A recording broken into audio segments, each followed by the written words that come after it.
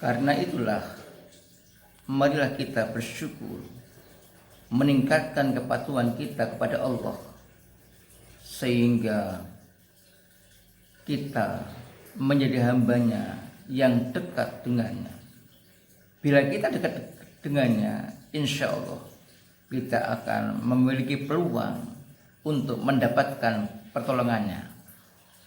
Mudah-mudahan sholawat serta salam tetap terlimpah kepada junjungan kita Nabi Muhammad Sallallahu Alaihi Wasallam yang telah memberikan suri teladan dan bimbingan-bimbingan sehingga kita mantap dan terus-menerus untuk melaksanakan ajaran Islam yang kita.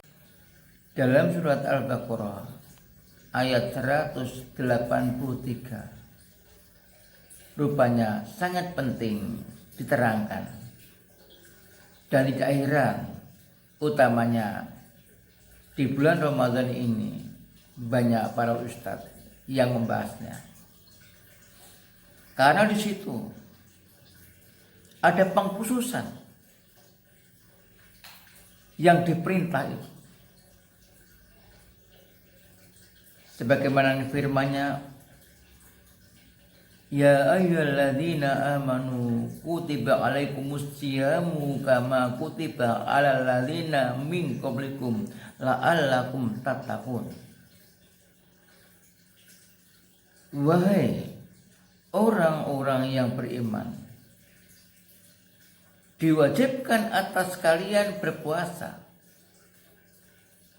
sebagaimana diwajibkannya orang-orang sebelum kalian, agar kalian bertakwa.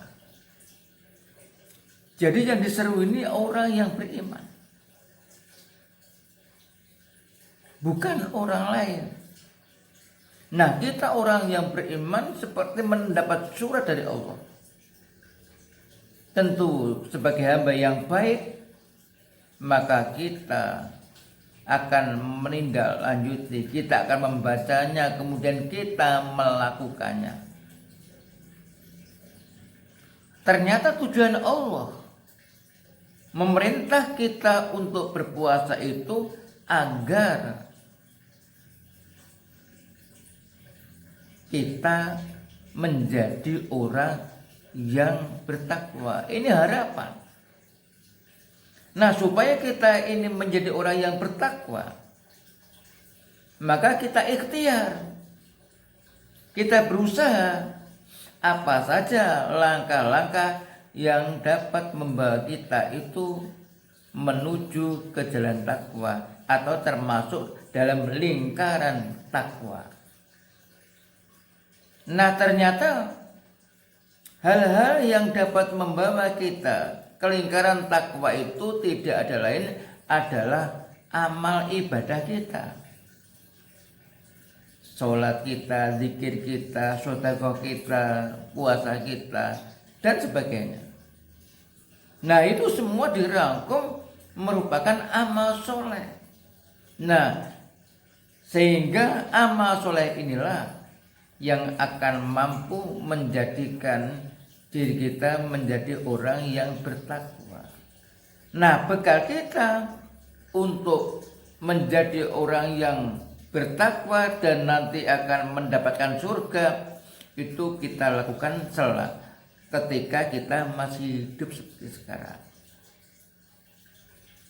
Pemirsa yang berbahagia, bahkan Allah menjanjikan jika kita ini bertakwa kepada Allah, terbiasa melakukan amal soleh, sehingga kita dinyatakan sebagai orang yang takwa, maka ada buahnya, ada buah ketakwaan kita. Sebagaimana disebutkan di dalam surat At-Tolaq ayat 3. Wa may yattaqillaha yaj'al lahu makhraja. Dan barang siapa bertakwa kepada Allah, niscaya Allah akan menjadikan baginya makhraja, jalan keluar. Ini mengingatkan kita bahwa di dunia ini adalah tempat masalah-masalah.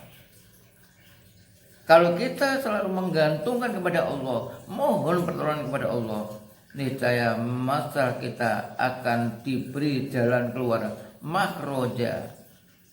Ada masalah, ada pemecahan masalah. Dari mana pemecahannya? Dari Allah Subhanahu wa taala. Mengapa? Karena kita mendekat kepada Allah Subhanahu wa taala. Bahkan yang kedua, buah takwa adalah kita akan mendapatkan rezeki yang tidak disangka-sangka datangnya, sebagaimana surat At-Tolaq ayat 3. Kalau tadi ayat 2, ini ayat 3. Wa yarzuqu min haitsu la yahtasib. Dan Allah akan memberikan rezeki pada orang yang takwa yang tidak disangka-sangka datangnya. Tentu kita senang. Ujuk-ujuk bahasa Jawanya, rezeki datang dari Allah dengan perantaraan mungkin manusia, sahabat kita, atau orang lain, atau jalan-jalan yang lain, sehingga kita mendapatkan suatu rezeki yang bentuknya menggembirakan kita. Kemudian diterangkan oleh Allah dalam surat At-Tolaq ayat 4. Wa may yattaqillaha yaj'al lahu min amrihi yusra. Barang siapa bertakwa kepada Allah, niscaya Allah akan menjadikan bagi orang yang bertakwa itu dari urusannya suatu kemudahan. Jadi ini adalah janji Allah yang merupakan buah ketakwaan yang telah kita lakukan karena kita istiqomah terus menerus di dalam melakukan amal soleh dan mempunyai niatan berharap agar kita menjadi orang yang bertakwa. Demikianlah uraian singkat tentang buah takwa. Mudah-mudahan kita semua mendapatkan pertolongan Allah dan kita selalu berjalan di atas jalan-jalan yang telah ditunjukkan Allah dan Rasulnya. Subhanakallahumma bihamdika asyhadu an la ilaha illa anta astaghfiruka wa atubu ilaik. Wassalamualaikum warahmatullahi wabarakatuh. Assalamualaikum warahmatullahi wabarakatuh. Alhamdulillah ala nikmatil imani wal islam. Asyhadu an la ilaha illallah wahdahu la syarikalah wa asyhadu anna Muhammadan abduhu wa rasuluh. Allahumma sholli wa sallim ala asyrafil anbiya'i wal mursalin wa ala alihi wa ashabi ajmain.